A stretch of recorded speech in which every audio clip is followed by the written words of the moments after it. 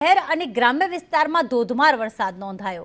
ધોધમાર વરસાદથી ગ્રામ્ય વિસ્તારમાં નદી નાળા બે કાંઠે વહેતા થઈ ગયા છે। આદપુર ગામે વરસાદના પગલે રસ્તાનું ધોવાણ થયું। વરસાદી પાણી ફરી વળતા ખેતરોમાં નુકસાનની ભીતિ પણ સેવાઈ રહી છે। લોકોને અહીંયા હાલાકી પણ પડી રહી છે। પાલીતાણાથી અવરજવર કરતા લોકોને અહીંયા મુસીબતોનો સામનો કરવો પડ્યો છે। લોકો જીવના જોખમે રસ્તો પસાર કરવા મજબૂર બન્યા। એક સ્થળેથી બીજા સ્થળે જવું હોય તો આજે નદી નાળા છલકાયા છે, જે પાણી અત્યારે રસ્તાઓ પર ખેતરોમાં ફરી વળ્યું છે। તે જ રસ્તા પરથી પસાર થવું પડે છે।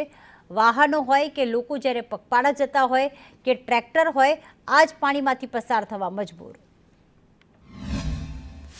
આ જગ્યા ઉપર કોઈ પણ પ્રકારનો પહોંચવે કે નાળું બનેલ નથી, જેના કારણે જ્યારે ડુંગર ઉપરથી સારો વરસાદ આવે છે ત્યારે જે પાણી આવે છે ત્યારે ગામ એક સંપર્ક વિહોણું બને છે। આ રસ્તા ઉપર 2 થી 3 ફૂટ જેટલું પાણી આવી જાય છે, એટલે આ રસ્તો પણ લોક થઈ જાય છે।